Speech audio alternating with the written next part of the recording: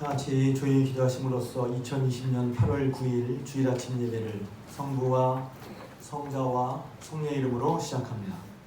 성경 묵상하겠습니다. 오늘 이 시간 여러분이 주신 하나님의 말씀은 구약성경 열왕기상 9장 1절에서 9절까지 말씀입니다. 구약성경 열왕기상 9장 1절에서 9절 말씀. 저와 같은 성경이라면 구약성경 528면이 되겠습니다. 구약성경 528면 열왕기상 9장 1절에서 9절까지 말씀입니다. 할렐루야. 아멘. 할렐루야. 아멘. 오늘도 주님께 나오신 여러분들에게 하나님의 은혜와 사랑이 함께 하시길 주님의 이름으로 축복합니다. 아멘. 옆 사람과 함께 인사하겠습니다. 아멘하여 하나님께 영광을 돌립니다. 아멘하여 하나님께 영광을 돌립니다. 코로나 이후, 사실 이후가 아니죠. 코로나 지금 진행 중에 있는데 코로나 이후에 이 나라가 어떻게 바뀌고 사회가 어떻게 바뀌고 세계가 어떻게 바뀔 것인지 많은 사람들이 연구하고, 연구하는 것은 왜냐하면 위기라고 느끼기 때문에 그렇죠. 위기라고 느끼고 어떻게 될까, 정말 세계가 달라질 텐데 많이 연구를 하는 이야기들이 들립니다. 뿐만 아니라 교회와 성도들의 신앙도 위기라는 말을 심심치 않게 듣습니다. 교회들은 일단 예전보다도 모이기가 어려워지고 또 모이는 것이 참 조심스럽습니다. 조심해야죠. 조심스럽습니다. 그러다 보니까 부담감도 있습니다. 심지어는 두렵기도 합니다. 과연 코로나 시대를 통과하면서, 코로나 이후를 지나면서 교회가 어떻게 될까? 교회가 세워질까? 교회가 어려워질까? 앞날은 모르죠. 그러나 예측해 볼 수 있고 또 성경을 통해서 한번 답을 함께 나누려 합니다. 교회가 어려워질까요? 어렵다면 교회는 답이 없는 것일까요? 오늘 말씀은 솔로몬이 성전을 건축하고 봉헌한 후에 하나님께서 솔로몬에게 나타나셔서 하신 말씀이에요. 이제 오늘날의 문제를 보기 위해서 과거의 성경을 보는 것이죠. 과거의 하나님이 사람에게, 나라에게 혹은 어떤 사람에게 어떻게 하셨을까? 그리고 그것을 토대 삼아서 우리가 오늘을 보는 것입니다. 그런데 이제 오늘 함께 읽은 말씀은 말씀드린 것처럼 솔로몬이 성전을 건축하고 나서 그 앞에 우리가 오늘 열왕기상 9장만 읽었지만 앞에를 보면 약 7년만에 걸쳐서 성전을 짓게 됩니다. 성경을 좀 아시는 분, 또 새벽기도 나오신 분들은 좀 말씀드리지만, 솔로몬이 성전을 지으면서 뭐라고 하면서 지었냐면, 하나님께서 저희 아버지, 저희 부친 다윗에게 약속하신 것처럼 다윗을 왕으로 삼으시고 또 그 다윗과 함께 또 저를 왕으로 삼아주신 거 감사합니다. 이게 하나님의 은혜인 것을 알고 있습니다. 그래서 하나님께서 그 언약, 약속을 이루신 것에 감사해서 제가 그 약속대로 성전을 짓습니다. 그리고 이 하나님 성전을 봉헌합니다. 그래서 그 성전 분위기를 보면 마이크가 안 들린대요. 이거지. 분위기를 보면 아주 기쁨과 감사와 감격이 넘치고, 또 성전도 우리가 읽지 않았지만 성전 내부를 아무로 금으로 장식해서 하나님께 아주 귀하고 정성을 들인 성전을 짓게 됩니다. 그리고서는 그 성전을 봉헌하면서 이렇게 고백을 하죠.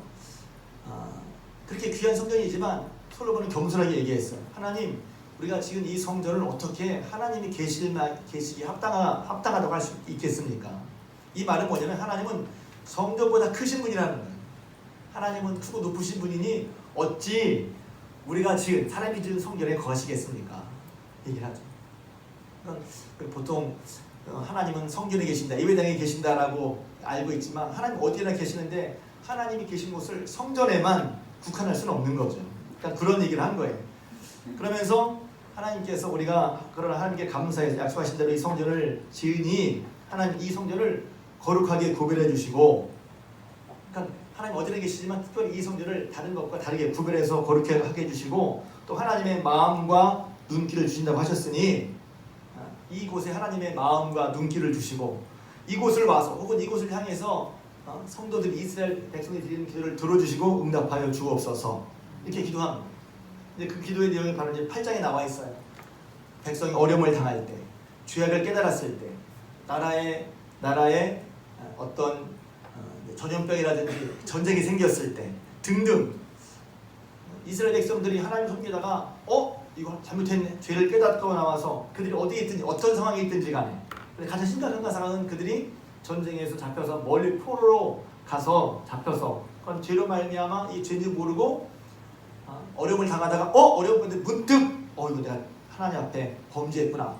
그래서 마음을 깨닫고 그들의 마음을 돌이켜서 이곳에 대해서 기도하면 하나님께서 들으시고 저들을 구원하여 주소서 라고 기도합니다. 그래서 이제 성전을 짓는 가장 중요한 이제 솔로몬의 기도 중에 나온 거 뭐냐면 이 성전에 와서 이 성전을 향하여 드린 기도를 하나님께서 들어주십시오 하는 거예요. 하나님 어디나 계시지만 하나님 은혜 감사해서 지어진 이 성전, 하나님께서 거룩하게 구별하신 이 성전, 그리고 하나님께서 눈을 주시겠다고 하고 마음을 주시겠다고 한 이 성전을 나와서 혹은 이 성전을 향해서 드리는 기도를 하나님께서 응답해 주십시오. 그래서 하나님께 기쁨으로 봉헌하고 또 성도들에게 이스라엘 백성들에게 알렸어요. 자, 그러자 오늘 9장 말씀 하나님께서 그렇게 성전을 다 짓고 하나님께 봉헌했을 때 하나님께서 솔로몬에게 나타나셨어요. 할렐루야. 근데 이제 거기를 보면 사소한 것이지만 제가 이 새벽기도 이 말씀 보다가 그렇구나. 하나님은 누구를 만나 주실까?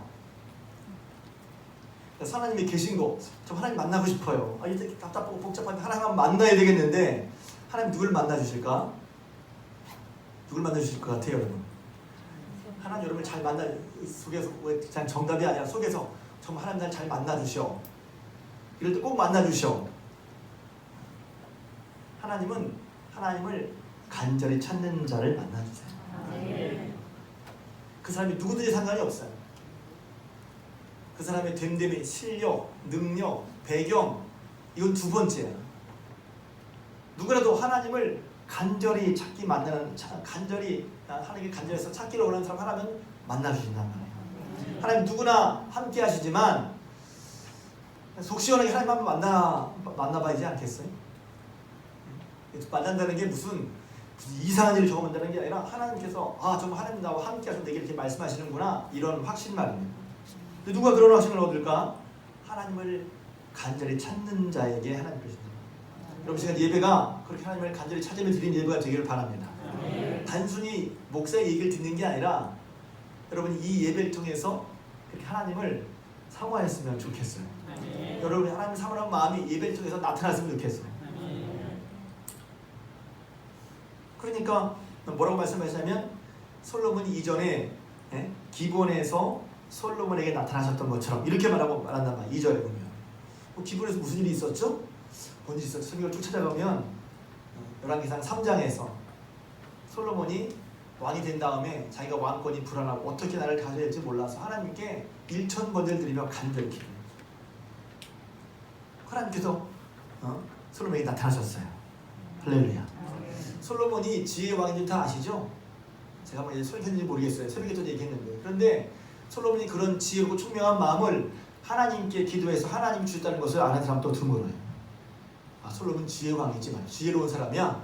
근데 그 지혜가 하나님이 주신 거라는 걸 아는 사람도 별로 없다니까. 하나님이 네가 내 마음에 맞는 기도를 했구나. 다른 사람들처럼 목숨을 구하지도 않고 재물을 구하지도 않고 원수를 갚는 걸 구하지도 않고 오직 내가 맡긴 내 백성을 잘 다스리는 그런 지혜로운 마음을 구했으니 하나님 마음에 그게 맞아서 하나님께서 그에게 지혜로운 마음을 주셨죠. 바로 그때를 말하는 거예요. 그때도 어떻게 했어요? 왕이지만 왕으로서 일을 잘 감당하기 위해서 하나님께 1000번을 드렸다는 것은 간절한 걸 말하는 거예요. 1000번을 드리려면 시간과 노력과 정성이 다 필요해요. 하나님을 만나기 위해서 이 일을, 이 문제를, 이 삶을 하나님께 책임지시기 때문에 하나님께 달려있다고 믿었기 때문에 하나님께 1000번을 드립니다. 그것처럼 또 만나셨다는 거예요. 그러면서 이제 하나님께서 이렇게 말씀하시는 거예요. 내가 네 기도를 들었다. 할렐루야. 솔로몬이지만 참 부럽죠? 내가 네 기도를 들었다. 네가 내 앞에서 한 간구한 바 기도를 내가 들었다. 여러분 기도할 때 그것이 작은 기도든 큰 기도든 하나님이 여러분의 기도를 들으신 것을 믿고 기도하시기를 주님으로 축복합니다. 그래야 기도가 힘이 있죠. 그냥 교회 처음 나온 사람이 기도를 하니까 그냥 기도를 해. 근데 이제 기도도 단계가 있잖아요. 근데 꼭 같은 게 아니라 이거 하나님 정말 들으시는 내 기도를 해봐야 알지. 안 했는데 어떻게 알겠어요? 해봐야 알고 또 한 다음에 들으신다는 게 안 들으시는 것 같아요. 왜 안 들으신 것 같지? 응답받은 걸 받아봐야 알죠. 신앙생활은 어떻게 되냐면 하나님을 간절히 찾고 하나님께서 기도에 응답한 경험이 있는 사람이 신앙이 자라납니다. 여러분 가운데 이미 응답 받으셨지만 혹시 긴가민가 가시는 분들은 하나님을 간절히 찾아서 기도 응답 받아서 기도 응답 받는 경험이 여러분이 넘치시길 주님으로 축복합니다. 그러니까 성경기를 보면 안 돼요. 하나님께서 그들도 나타나신 말씀이 뭐냐면 이렇게 말씀하시죠. 약속대로 내 기도를 들은 대로 이렇게 말씀하시죠. 내가 이 성전을 거룩하게 구별하겠다. 그러니까 하나님이 구별하는 거예요. 왜 하나님 구별이 중요하냐면 여러 개 중에서 이것이라고 택한 거란 말이죠. 그게 특별해서가 아니라 하나님이 구별하기 때문에 특별해지는 거란 말이죠. 그래서 내 이름을 영원히 그곳에 두고 성전에 두고 내 눈길과 마음을 항상 거기에 있겠다는 거예요. 그래서 이스라엘 사람들 이것을 믿었어요. 말 그대로. 오늘 성전과 예배당은 좀 다르죠. 왜냐하면 이때는 장소적인 것도 중요한 거예요. 예루살렘 거기에 성전 중요하죠.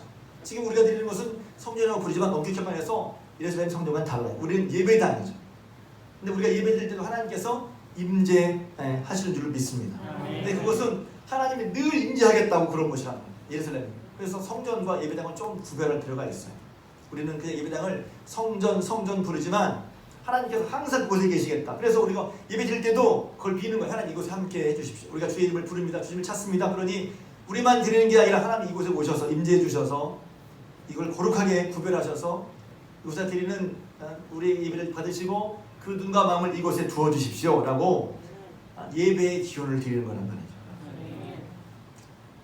그래서 하나님이 정말 솔로몬의 기도를 들으시면 이게 엄청난 일이에요. 뭐가 엄청난 일이에요? 하나님께서 우리 기도를 들으신다는 거예요. 하나님께서 솔로몬의 기도를 들으시고 솔로몬의 기도대로 응답하신다는 거예요. 이게 왜 중요하냐면 하나님은 크고 높으신 분이거든요. 근데 한 사람의 기도를 들으셔서 그 기도를 들으시고 그 기도대로 응답하신다는 거예요. 하나님과 크신 하나님과 우리 한 사람, 이건 뭐 비교가 안 되잖아요. 그런데 그 하나님이 작은 보잘것없는 우리의 기도를 들으시고 일하신다는 거예요. 솔로몬이 대단한 게 아니에요. 하나님은 누구나 하나님께 간절히 기도하는 자의 기도를 들으신 줄로 믿습니다. 그러면서 기도한 대로 약속하시죠. 내가 네 말대로 이것을 거룩하게 하겠고 내 이름을 이곳에 두겠고 내 눈길과 내 마음이 항상 여기 있게 하겠다. 그랬어요. 그 놀라운 약속이죠. 솔로몬의 기도와 약속. 그래서 그 다음부터 이스라엘 사람들은 무슨 일이 있으면 성전을 향해서 기도하는 거예요. 왜? 이 말씀 때문에. 그냥 막연하게 맥없이 드리는 게 아니라 맹목적이 아니라 이 말씀을 믿고 무슨 일이 있을 때마다 성전을 향해서 그건 이제 믿음의 표시죠. 믿음의 행위죠. 그 중에서 이제 제일 눈에 띈 사람이 다니엘이죠. 다니엘이 어려움 당할 때도 예루살렘을 향하여 성전을 향해서 하루에 3번씩 감사를 기도했다는 거죠. 자, 응답 받았어요. 근데 응답하면 하나님이 놀라운 말씀하십니다. 이스라엘이 4절 만일 내 아버지 다윗의 행한 것 같이 마음을 온전히 하고 바르게 하여 내 앞에 행하며 내가 내게 명령한 대로 온갖 일에 순종하여 내 법도와 율례를 지키면 그 뒤에 하나님이 다윗과 솔로몬이 하신 약속처럼 내 대대로 왕이 될 것이고 내 집에서 왕이 될 자가 나올 것이고 그 왕이 영원할 것이다. 할렐루야. 한마디로 복을 받을 것이다 하는 것입니다. 복을 받는다는 것에 우리가 말하는 여러 가지 함축되어 있어요. 근데 그것은 그냥 낸 게 아니라 하나님께서 이미 하나님을 잘 섬기는 다윗 때에 말씀하신 거예요. 하나님이 약속하신 거예요. 그래서 솔로몬도 그 약속을 힘입고 약속을 의지해서 이렇게 하나님 섬기는 거고 하나님 다시 그 약속대로 약속하시는 거예요. 내가 이렇게 3가지 마음을 온전히 하고 바르게 해서 하나님 앞에서 늘 행하고 어떤 삶이 하나님 앞에서 행하고 집에서든지 가정에서든지 뿐만 아니라 내가 명령한 대로 그 모든 일에 순종하면 이런 복이 이런 형통이 계속 있을 것이라는 거예요. 할렐루야. 오늘 제가 그랬죠. 지금 오늘 아까 제가 교회가 정말 어렵다고 하는데 혹은 교회는 교회 건물이 아니라 예수를 믿는 사람들이야. 예수를 주로 고백하는 신앙 공동체가 교회인데 이 교회가 어려울까? 외적인 어려움이 있을 수 있어요. 근데 하나님 분명히 말씀하십니다. 어떻게? 다윗 쪽에서 말씀하시는 거예요. 오늘 바꾸면 너희가 예수 그리스도를 믿어서 하나님의 자녀가 되고 하나님의 은혜와 사랑으로 하나님의 용서하심으로 하나님의 자녀인 것을 분명하다면 너희가 마음을 온전히 하고 바르게 해서 하나님 앞에 따라가려면 예수 그리스도를 마음에 모시고 늘 주님과 함께하고 내가 내게 명령한 대로 말씀대로 순종해 살면 형통하겠다는 거예요. 저는 이 말씀을 믿습니다. 믿으시면 아멘 합시다. 그러니까 성경에 한 약속이 어떤 분 이럴 수 있어요. 목사님 이거 지난주에 설교랑 비슷한 것 같은데. 비슷하죠? 비슷해요. 제가 여호수아서를 새벽기를 마치고 그 전에 여호수아 새벽기 하기 전에 계속 열왕기서를 봤거든요. 열왕기서 말씀을 하면서 그 말씀 똑같은 말씀이 이렇게 한참 여호수아서와 열왕기서를 이렇게 비교하면서 읽었어요. 근데 똑같은 얘기를 하는 거예요. 여호수아서 말씀이나 열왕기 말씀이나. 아니 구약 전체가 똑같아요. 오직 하나님을 섬긴다는 것은 마음을 다해서 하나님을 섬기는 거예요. 그리고 늘 예배당만이 아니라 하나님 앞에서 우리의 삶을 사는 거란 말이지.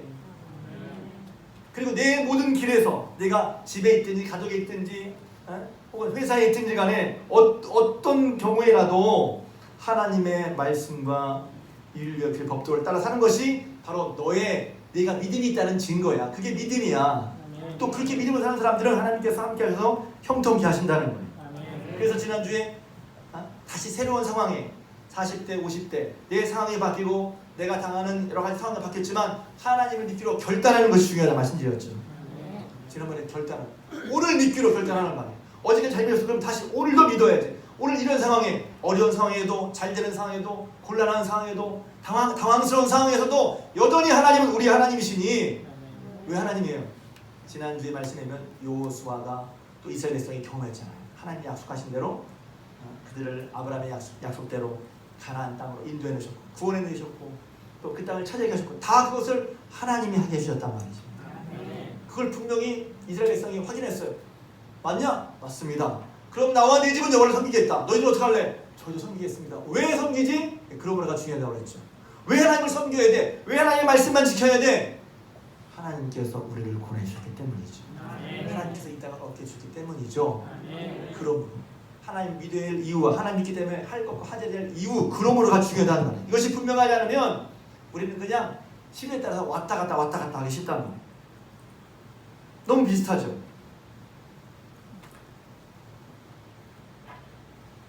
그래서 지난주에 보면 모든 일에 하나님을 믿고 따르는 사람의 삶이 뭐라고 그랬냐면 복습하는 건 아니에요. 우상을 버리라고 그랬죠. 믿음을 산다는 건 뭐지? 우상을 버리는 거야. 믿음을 산다는 것은 마음을 하나님께 향하고 하나님을 청정하는 거예요. 그냥 그 믿음으로 사느냐 믿음이 있어야 그게 아니라 믿음은 이런 거라고 설명하기보다 믿음으로 산 사람의 모습을 보여주고 성경에서 이런 게 믿음이야 한 것을 이제 다시 한번 보고 이런 게 믿음이구나 해서 내 믿음을 돌아올 필요가 있다는 거예요. 제가 5가지 말씀드렸어요. 믿음은 우상을 버리는 거야. 믿음은 마음을 하나님께 향하는 거야. 믿음은 하나님을 듣고 청종하는 거야. 하나님께 들으려고 하는 거야. 왜? 하나님의 말 듣고 따라가는 게 생명의 복된 것이기 때문에. 그러므로가 중요하죠.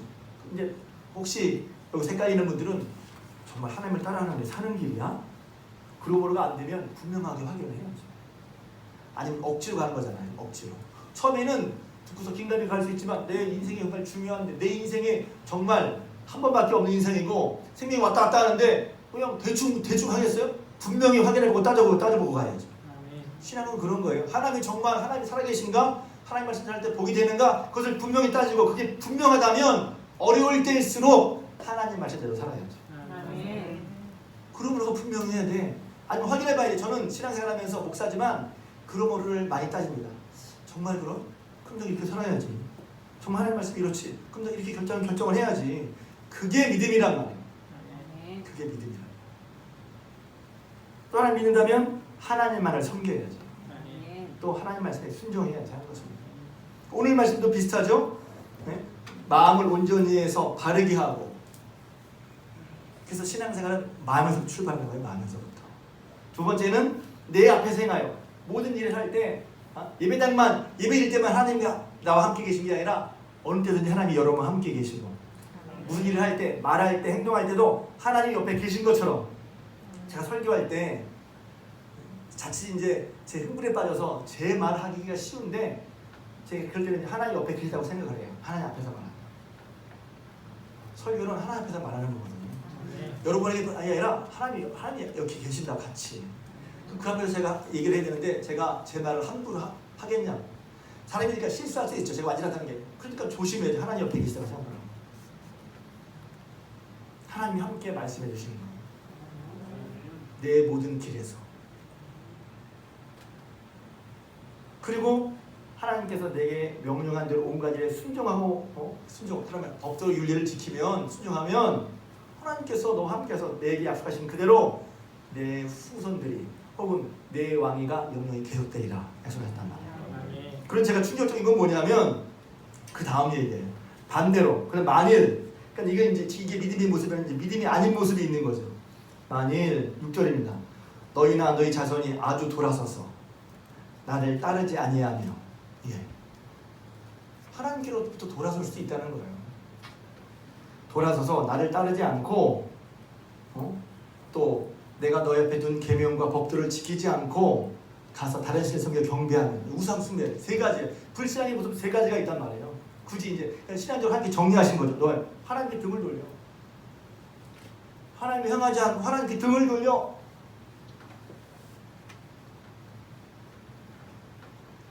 성경이 참 재밌죠. 많은 걸 함축하고 있어요.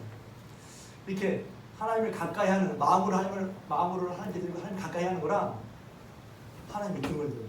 예배는 뒤섭니다. 예배는 드리지만 등은 돌리고 있을 수도 있어요.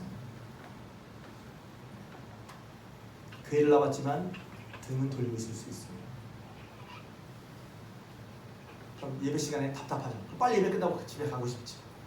안 나올 수는 없고. 아니죠. 빨리 준비해야 돼. 자, 두 번째는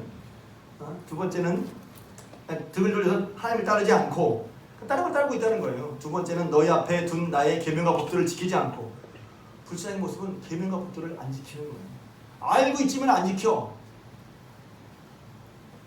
여러분 이게 우리 모두 계명을 완전히 지킬 수는 없잖아요.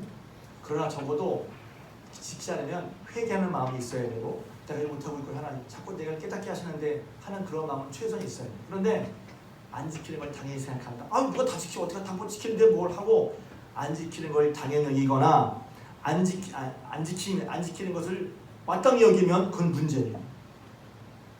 그 다음에 우상 숭배하는 다른 신을 섬겨 왜 하나님을 왜 마음 깊은 곳에는 하나님을 의지하지 않고 하나님보다 더 믿는 게 있는 거야. 하나님이 더 마음을 둔 게 있는 거야. 제가 그것도 한번 설교하려고 그래요. 요한계시록 11절. 하나님보다 더 사랑하는 거, 하나님보다 더 마음 두는 거, 하나님보다 더 의지하는 거 그게 있는 거예요. 그러니까 하나님의 말씀이 귀를 기울이지 않는 거예요. 하나님의 말씀 어겨도 마음속에 별로 고민이 안 돼요. 그러면은요 어떻게 되버렸어요? 제가 놀랐어요. 내가 준 땅에서 너희가 끌어질 것이요 내 이름을 위하여 내가 거룩한 구별한 이 성전이라도 내가 던져버리는 전 이 말씀이 충격이었어요. 지금 솔로몬이 지은 성전은 하나님의 영광을 드러내는 사람들 눈에 보기에 영광이 총화였고 영광이 다 드러난 것이 또 다윗과 솔로몬이 하나님을 얼마나 경외했는지 하는 것의 표시가 바로 성전이었잖아요. 근데 하나님께서 만약에 너희가 앞서 말씀드린 하나님을 가까이 하고 마음을 드리고 또 하나님 앞에 행하고 순종하면 제대로 형통하겠지만 그러나 너희가 내게 등을 돌리고 계명과 말씀을 순종하지 않고 우상 숭배하면 내가 거룩하게 내 이름으로 세운 이 성전을 내가 던져버리겠다는 거예요. 그래서 말하면 교회를 없애겠다는 거예요. 제가 깜짝 놀라서 이 말씀 보니까 그렇구나. 우리는 신앙생활이 이제 눈에 보이는 거에 좌우하니까 우리는 교회나 건물을 많이 생각하잖아요. 우와 큰 교회 졌다. 우와 교회 크다. 물론 중요하죠 교회가. 근데 여기서 보면 하나님께서 놀라운 말씀하시는 거예요. 이것을 하지 않으면 이렇게 하지 않으면 내가 성전을 던져버린다는 거예요. 그래서 그렇구나. 성전보다 우선적인 게 있다는 거예요. 성전이 필요하지 않다는 게 아니에요. 봉헌된 성전보다 더 근원적인 거 우리 신앙생활에 눈에 보이는 것보다 눈에 보이는 성전에 모이는 것보다 더 근원적인 게 있다는 거예요. 더 우선적인 게 있다는 거예요. 하나님을 가까이 하고 하나님 앞에 모든 게 늘 하나님의 쉽게 말하면 다른 말로 말하면 모든 계산하는 게 뭐냐면 하나님을 늘 의식하고 주님과 동행하는 가운데 어떤 상황에서도 하나님을 인정하면서 하나님 말씀대로 순종하는 모습 그것이 있으면 하나님은 계속해서 함께 하시고 지정한 곳에서 거룩하게 구별하는 곳에서 우리 예배를 받으시고 그 눈과 마음을 주시고 귀를 두시고 응답하실 거란 말이에요. 그다음에 그렇지 않으면 어떤 일이 벌어집니까? 하나님께서 이 거룩한 이 찬란한 성전에도 던져버리겠다는 거예요. 던져버리겠다. 그래서 하나님의 영광이 드러난 성전인데 성전 자체도 중요하지만 더 근본적인 근원적인 것은 그 성전에 모이는 사람 무리, 예배하는 사람, 교인들, 그들의 믿음의 삶이 성전을 던진 세우는 초석이 된다고 하는 것입니다. 교회보다도 성전 건물보다도 하나님을 경외하는 게 먼저고 마음으로 하나님께 드리고 하나님 앞에 생각하고 계명을 지키는 게 먼저란 말입니다. 만약 내가 하나님과 멀어지고 하나님에서 마음을 떠나고 하나님이 등 돌리고 우상 숭배에 불순종하면 이 성전을 던져버리겠다는 거예요. 거기 보면 그 뒤에 얘기도 있죠. 어떻게? 속담거리와 이야기거리와 비웃음거리가 된다. 7절에 이 성전이라도 사람들의 이야기거리가 된다. 아이고 믿는다고 하더니 이스라엘 백성 왜 그랬어? 이야기거리, 속담거리, 비웃음거리가 된다는 것입니다. 여러분 혹시 요새 사람들이 교회 뭐라고 말합니까? 교회를 존경합니까? 목사를 존경합니까? 아니면 이야기거리입니까?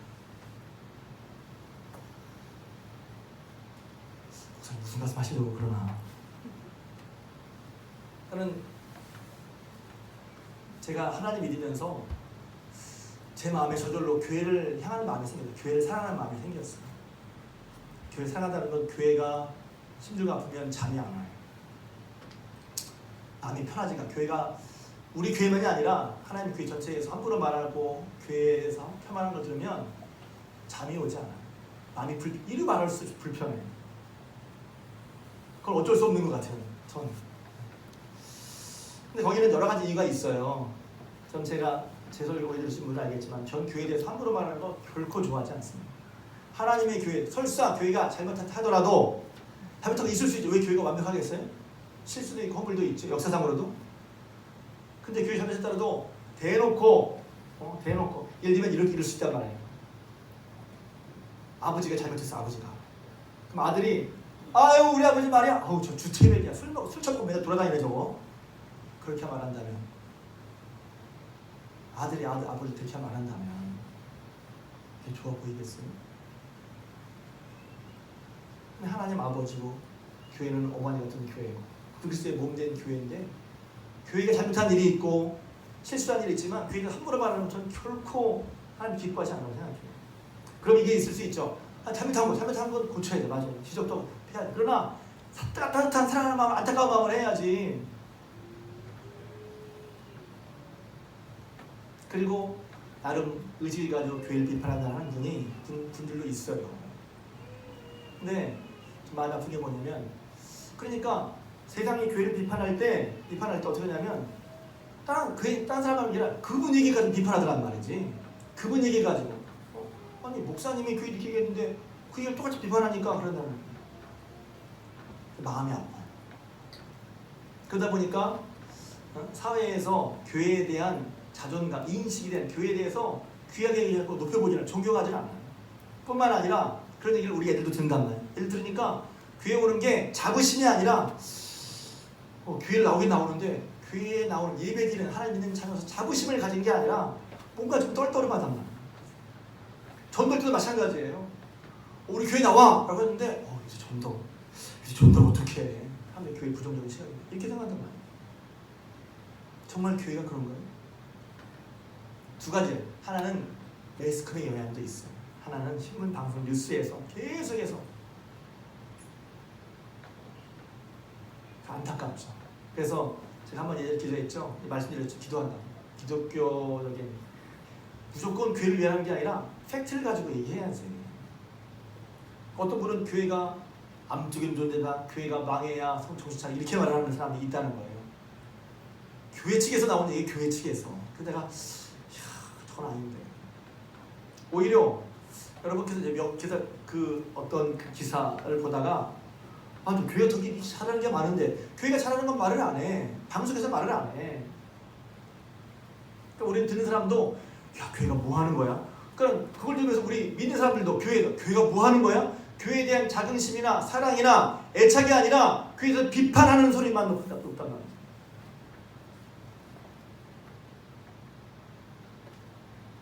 몇 가지만 짧게 해야 돼. 사랑의 장기기증운동본부라는 게 있죠. 장기기증 운동하는 거. 기가 말하면 짧게 얘기해야 돼. 원래 설교공도 없었던 거예요. 그걸 하는 장기기증을 하는 대부분의 사람들이 기독교인입니다.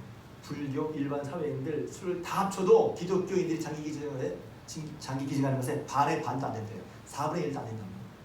찾아보면 나와. 그런데 그런 거 지금 방송에서 다루나요? 안 다루죠. 굿네이버스, 컴패션 등등의 국제적인 구호단체, 그럼 제가 지금 2개만 말했는데 한 5개 이상 돼요. 다 기독교에서 운영하는 거예요. 불교나 다른 사회단체 운영하는 거 봤어요? 국제적인 구호단체? 기독교에서 다 운영하는 거예요. 기독교에 이외에도 기독교에서 구호나 선교를 서로 딱 대면 구호나 선교가 안 돼. 구호나 어떤 다른 사람을 돕는 그런 일들이 안 돼요. 근데 그런 일들은 하나도 말을 안 해. 매스컴에서 하나도 말을 안 해. 신문 방송 말을 안 해. 마지막 한 가지 더. 순복음교회, 여의도 순복음교회 엄청 두들겨 맞죠. 조용히 목소리 있어요. 물론 참자도 있어요. 근데 이번에 새로 알게 됐어요. 여의도 순복음교회에서 지금까지 심장병 수술한 그런 사람들, 심장병 어려운 이웃에게 심장병 수술한 어린이들 심장병 수술해줬거든요. 그 여의도 순복음교회에서 심장병 수술해준 아이들의 수가 지금까지 다른 우리나라의 모든 국내 단체 또 다른 종교 단체에서 하는 것보다 훨씬 많다. 따라올 수가 없대요. 저도 여의도 순복음교회 때 이런저런 할 수도 있지만 그런 건 안 해. 그런 건 말을 안 해. 사회 곳곳에 보이지 않게 유익을 주고 생명을 주고 희망을 주는 그런 역할들을 안 하고 교회 넣는 것부터가 야, 교회가 저러면 돼? 우리 스스로 그렇게 생각해. 우리 스스로. 나 스스로 교회를 그렇게 생각해. 그러니까 교회에 대해 열심히 낼 수 있겠어요? 교회에 비판적이 돼. 오히려. 나도 모르게 교회를 향한 내 마음의 생태계가 나빠져. 좋은 얘기는 안 듣고 나쁜 얘기만 듣고 거기에 반응하고 거기에 따라간단 말이야. 무슨 얘기가 나왔냐면 지금 우리 교회가 어떻게 생각이 되느냐 하는 거예요. 우리 교회가 생각이 되느냐. 코로나19를 겪으면서 여러 가지 이제 아까 말씀드린 국가나 사회나 변화를 얘기하는데 그 가운데 그런 심각한 변화 가운데 있는 단체가 하나 더 교회죠. 교회. 그러니까 당장 교회 생활, 교회 출석이 신앙생활의 핵심이었는데 일정 기간 동안 제재를 받았죠. 협조하는 면도 있고 그래서 교회를 안 왔어요. 사실 예배 출석이 허용되었는데 교회마다 차이가 있지만 이전보다 교회 출석 인원이 현저히 줄었습니다. 우리같이 작은 교회는 별로 차이가 없는 것 같은데 어떤 큰 교회는 10,000명 모이다가 4,000명 모인대요. 또 교회를 나오지 못하니까 믿음이 떨어지는 것 같다고 하는 사람도 있었고 어떤 사람들은 이제 교회 시대는 갔어. 교회 중심이 신앙생활에서 벗어나야 하고 개인적 신앙으로 가야 돼. 이렇게 말하는 모습이 있어요. 또 그런 상황 가운데 그 전에는 보이지 않던 예배자들의 모습, 신앙생활하는 사람들의 성도들의 모습이 한 사람 한 사람 모습이 드러나게 됐습니다. 뭐가 드러난 거예요? 예전에는 이제 주로 신앙이 좋다고 하는 것은 교회에 잘 나오는 거였거든요. 물론 지금도 신앙 좋다는 표시 하나가 교회가 잘 나옵니다. 예배를 잘 드리는 것이죠. 그런데 못 나오게 됐잖아요. 당분간 못 나게 됐잖아요. 그럼 그랬을 때 그 신앙을 지키는 게 뭐지? 교회가 어려움을 당한대. 교회가 불면 그럼 교회가 교회를 세우는 건 뭐지? 그랬을 때 교회 건물이라 사람의 수는 아니에요. 그걸 무시하는 게 아니야. 아까 뭐 성도보다 더 근본적인 게 있어요. 우리 한 사람 한 사람, 성도 한 사람 한 사람이 예수 그리스도를 가까이 하고 예수 그리스도를 따른 사람으로서 언제 어디서나 예수 그리스도를 주로 고백하는 선택을 하고 그런 말을 하고 또 하나님 말씀에 순종하며 살아가는 그 모습이 진짜라는 거예요. 그게 있으면 교회는 살 거예요. 그게 있으면 혼자 신앙에도 지킬 수 있어요.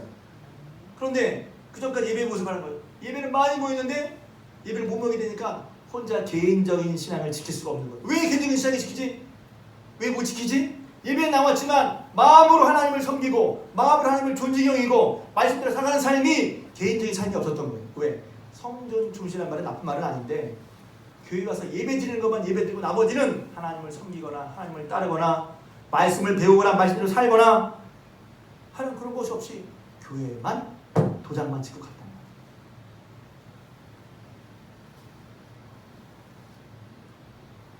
그러니까 예배 드리는 건 귀한 일이죠. 주일날 예배 드리는 건 굉장히 귀한 일이에요. 그런데 예배 드리러 오는 그 사람의 신앙 계획이 어떤 모습이 있느냐, 어떤 모습이 있는 걸 몰랐죠. 어떤 모습이 있어야죠? 성전보다 더 근본적인 것은 하나님을 알고 구원자 예수 그리스도를 알고 그 예수님을 마음으로 가까이하고 따르고 마음을 거기에 두고 예수님을 사랑하고 예수님 주신 것이 복된 길인 줄 알아서 내 삶의 모든 부분을 예수를 인정하고 그 예수님을 따라서 판단을 하고 결정을 하고 주님을 따라가는 그런 모습, 그리고 말씀 듣는 그런 모습이 있어야 되는데 그런 건 별로 신경 쓰지 않았다는 거예요. 그래서 교회들이 번쩍 정신이 들었어요. 야, 교회에 나오는 게 다가 아니구나. 교회 나오는 게 중요한데, 성경에 모이는 게 중요한데, 모인 사람들이 어떤 마음으로 어떤 믿음으로 살아가느냐? 하나님이 계신 거, 예수 그리스도를 주로 고백하고 그분께 마음을 두고 또 그분의 말씀 따라 살아가는 것이, 이 분을 이 예수님 믿고 살아가는 것이 정말 생명이고 소망이라는 것을 고백하고, 그래서 어떤 상황에서 주님을 따라가는 모습을 산다면 무슨 일이 있어서 일정 기간 동안 예배를 드리러 모이지 못하더라도 그 사람은 신앙생활 유지가 돼요. 오해하지 마세요. 교회 다닐 필요가 없다는 게 아니야. 그런데 교회는 잘 나왔는데 마음속으로, 마음에서 하나님을 가까이하고 말씀을 따르려고 하고 말씀 지켜야 돼, 말씀 살아야 돼, 예수님 잘 믿어야 돼, 마음을 들이고 모든 상황 가운데 주님을 인도하는, 주님을 따라가려고 하는 그런 것이 없었던 사람들은 교회에 나오지 않으면서 편해졌죠. 야, 안 나가니까 되게 편하다. 너무 편하다. 다시 나오려니까 어렵죠. 왜 어렵죠? 하나님을 따르는 것이 형식적이었거든. 하나님 믿는 것이 형식적이었거든. 그래서 우리는 우리 생활을 보기에, 야, 예배만 드리면 돼. 예배는 중요하죠. 오해하지 마세요. 또 예배를 드리는 교회가 중요해. 교회가 중요해. 맞아요. 왜? 모여서 드리는 건 정말 귀한 거예요. 함께 모여서 교제하는 건 너무너무 귀한 거예요. 그렇게 보면 성전도 귀한 거예요. 그런데 성전은 예를 들면 겉모습입니다. 성전보다 교회가 교회 되려면, 교회가 어려워도 계속해서 이것이 지속되려면 어떻게 됩니까? 우리 한 사람 한 사람 개인의 신앙 고백을 따라서 마음을 온전히 바르게 해서 하나님 앞에 행하고 하나님께서 생각하신 말씀대로 예수님을 늘 마음에 오시고 그 뜻대로 살아가는 거, 이런 사람은 개인적으로 형통할 것입니다. 가정적으로 형통할 것입니다. 그리고 때로 함께 모여서 예배를 못 드린다 하더라도 그 사람 하나님을 찾을 거예요. 그렇죠. 그 사람 하나님을 찾을 거예요. 왜? 형편이 그렇게 됐어. 그렇지만 그가 그 마음에 하나님 향하는 분명한 마음이 있었기 때문에 함께 모여서 주일을 함께 모여 드린 예배는 몇 번 못 드린다 해도 하나님을 찾는 마음이 있다면 그 사람은 하나님 믿음을 지킬 거예요. 근데 교회에 잘 나왔던 사람이야, 예배를 잘 드렸던 사람이야, 근데 마음으로 하나님을 경외하는 마음이 없어. 마음을 하나님을 가까이 하지 않아. 예배만 딱 드리고. 그래서 이사야서는 이렇게 말하고 있어요. 뭐라고 말하고 있냐면, 하나님께서 이렇게 말씀하신다. 제가 좀 풀었어요. 나는 너희의 재물이 기쁘지 않다. 나는 너희가 드리는 예배, 제사, 그거 내가 가증히 여긴다. 월삭으로 모이고 안식일로 모이고 큰 대회로 모이는 거 다 내가 그렇게 안 좋게 본다. 왜? 성행위와 더불어 악을 행하는 것을 내가 견디지 못한다. 예배는 드리는데 하나님을 경외해서 하나님을 모든 상황 가운데 마음을 하나님께 드리고 하나님 향해서 하나님을 따라가려고 하는 삶이 없이 예배만 드리는 거, 하나님 기뻐하지 않는다는 거예요. 저는 처음에 그럴 수가 있을까 싶었어요. 그럴 수가 있을까? 근데 그럴 수가 있더라고요. 저도 그런 경험이 있어요. 하나님께서 그런 사람을 이사야서 1장에 말씀하십니다. 너희가 손을 펼 때에 내가 눈 가리겠다. 나 안 볼 거야. 너희가 기도할지라도 나는 안 들어. 왜 그러지? 너희가 예배는 드리는데, 교회 생활하는데, 성전에 모이긴 모이는데 나를 경외하지 않잖아. 내 말을 듣지 않잖아. 나를 따르려고 하지 않잖아. 성전보다 더 근원적인 게 아까 말한 것처럼, 말씀드린 것처럼, 너희가 솔로몬에게 하나님 말씀하신 것처럼 너희가 마음을 온전하고 바르게 해서 내 앞에 생각하고 늘 하나님의 계시를 인정하고 예수 그리스도 함께 인정하고 모든 길에 주의 말씀 따라가려고 하는 그거 물론 실수이고 허물도 있죠. 그러나 방향은 주님을 따라가야지 하지 않고 어느 순간 등을 돌리고 하나님과 멀리하고 하나님 아닌 것을 하나님 것처럼 여기면서 하나님보다 더 두려면서 거기에만 신경을 쓰고 살아가는 거 그건 망한다는 거. 저는 오늘 교회가 그래서 정말 교회가 든든하냐 건강하냐 이게 건강해서 교회가 많이 모인 건강하면 잘 모인 건강한 거 맞죠. 근데 잘 모이고 그 교회에 모인 많은 사람들이 정말 예수 그리스도를 주로 고백하고 주로 고백한다는 건 그분을 따른다, 그분을 높이고 그분을 따른다는 거예요. 그냥 교회만 와서 예배드리고 끝나는 게 아니라 그 삶을 만들어 사는 게 아니라 그분이 주가 되셔서 내 삶을 주관하시고 내 삶이 아니라 우리 모든 삶을 주관하시고 인생의 모든 생사를 주관하시고 그러니 그분이 살리시고 먹이시고 입히시고 살리신 분이니 그 하나님을 경외하고 그 하나님을 마음에 모시고 그분 뜻대로 살아가는 게 복 중의 복이라는 거. 그런 교회는 살아요. 그런 성도는 살아요. 그런 교회는 계속해서 하나님의 나라를 확장시켜 나갈 것입니다. 제가 하는 게 아니, 사람이 하는 게 아니라 하나님이 하시기 때문에 하나님을 경외하고 하나님께 마음을 두고 하나님 앞에서 살고 하나님 말씀 따라가는 사람. 다윗의 말을 그렇단 말이에요. 신약의 사도 바울의 말로는 예수 그리스도를 주로 내 삶의 주로 모시고 그분이 주님이시니 그분을 경외하고 왜? 그분을 말미암아 오직 그분을 통해서만 우리가 구원받잖아요. 지옥에서 천국으로 죄 용서 오직 그분께만 죄 용서함이 있잖아요. 그러니까 그걸 믿으면 어떻게 우리가 다른 것을 믿고 사냐면 다른 걸 따라 사냔 말이에요. 또 제가 좀 조심스러운 거 그렇게 구원받았다고 하면서 구원받은 믿음 말하면서 왜 구원의 주님을 따라가진 않냔 말이지. 왜 그분을 존경하고 순종하지 않냔 말이지. 잘못 배운 거예요. 왜? 우리가 믿음으로 구원받 행함으로 구원받는다. 맞아요. 그 말은 맞아요. 믿음으로 구원받는 건 맞아요. 거기에 우리 행위가 필요 없어. 그러나 정말 우리가 예수님 때문에 구원받는 게 분명하다면 그 주님을 따라가는 게 맞잖아요. 헷갈리지 마세요. 분명히 믿음은 구원으로 받아요. 그러니까 분명히 구원은 믿음으로 받는 거 맞아. 예수님 믿을 때 저도 믿어요. 찬송가 539장처럼 하나님 앞에 섰을 때 구주의 의를 힘입어 하나님 앞에 설 거예요. 제 의가 아니라 예수 그리스도의 의를 힘입어서 제가 하나님 설 거라고. 전 그거 분명히 믿습니다. 근데 그게 믿으면 어떻게 그분 오직 예수 그리스도로 말미암아 우리가 구원받고 하나님 앞에 서는 그런 의를 얻었다면 그래도 우리 의를 주신 예수를 믿고 따라가는 게 당연하지. 이건 믿음은 이제 믿음으로 구원 얻어놨어. 그러니까 이제는 네 마음대로 살아. 네 마음대로 지으면서 이게 구원 파고는. 그건 우리 삶이 복되지가 못해요. 죄에 매여 살고 죄 주고 살면서 어떻게 복되기를 바라요. 그 죄 때문에 예수님을 주셨고 그 죄로 말미암아 우리가 하나님 앞에 멀어졌는데 또 예수 믿는다고 해서 그 죄를 밥 먹듯이죠? 그럴 수가 없어요. 우리 믿음을 확인하는 것이에요. 그래서 교회가 어떻게 될까? 저는 제가 무슨 예언자가 아니라 예언할 수 있어요. 하나님을 경외하고 하나님에게 마음을 두고 예수를 주로 모시고 그 신앙법대로 살아가는 교회와 성도들은 흥할 것입니다. 그러나 반대로 예수님을 멀리하고 함께 등을 돌리고 계명과 법도를 지키지 않고 우상 숭배하면 망할 것입니다. 하나님 우리에게 여기서 보면 하나님은 솔로몬에게 말씀하시면서 뭐라고 말씀하셨겠어요? 일러주는 거지. 야, 너 사는 길은 이거고 망하는 길은 이거야. 하나님 우리 망하라고 그랬어요? 사는 길을 일러주시는 거지. 망하지 않는 길을 일러주시는 거지. 복된 길을 일러주시는 거죠. 하나님의 마음이 뭐겠어요? 만약에 우리를 골상되게 이런 말 안 해. 그래서 제가 사람이 제일 답답한 게 뭐냐면 하나님 아무 말씀도 안 하시는 거야.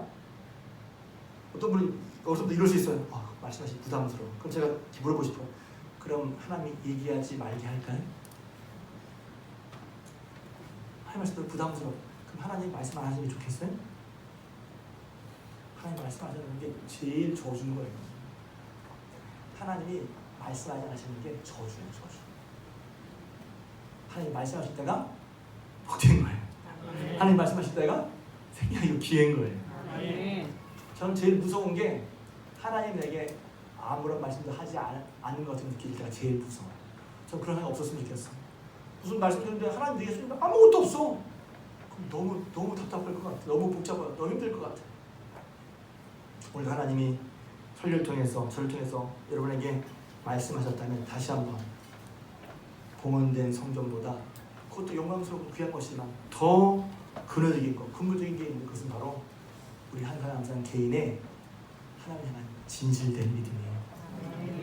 우리의 믿음이 진실되어서 오늘 이 말씀처럼 마음을 온전히 행하고 마음을 온전히 하고 바르게 해서 내 앞에서 행하고 하나님께서 주신 말씀대로 순종할 때 그것을 제일 잘하는 사람이 다윗인데 다윗이 놀랍죠. 아브라함과 다윗에서는 예수 그리스도가 신약을 딱 두 사람을 정리했어요. 그 중에 하나가 다윗이야. 내 마음에 합한 사람이라고 그랬어요. 다른 사람의 기준은 다윗처럼 잘했다고 그래요. 다윗처럼 잘했다. 다윗이 어떻게 하나님의 복된 사람을 기억하시면서 오늘 복잡한 세상, 가늠할 수 없는 세상, 예측 불가능한 세상을 살아가면서 다시 한번 교회가 교회로서 온전히 서하기 위해서 우리 개인의 신앙이 하나님께서 솔로몬에게 말씀하신 것처럼 마음을 온전히 하고 바르게 해서 행하고 또 하나님을 존중하면서 말씀 온전히 순종하는 삶을 살아갈 때 우리의 신앙, 그런 신앙인들이 모이는 교회는 든든히 설 줄로 믿습니다. 아멘. 기도하겠습니다. 이제는 우리 주님 예수 그리스도의 은혜와 하나님 아버지의 크신 사랑하심과 성령님의 감화, 감동, 내주, 교통, 충만한 역사하심이 예배를 드리고 들어가는 사랑하는 주님께 모든 구속들을 위해와 그들의 가정과 기업 위에 자녀손 위에 손대는 물산 위에 그리고 이 나라의 민족 또 북한 땅 위에 지금부터 영원토록 함께하옵시기를 간절히 축원하옵나이다. 아멘.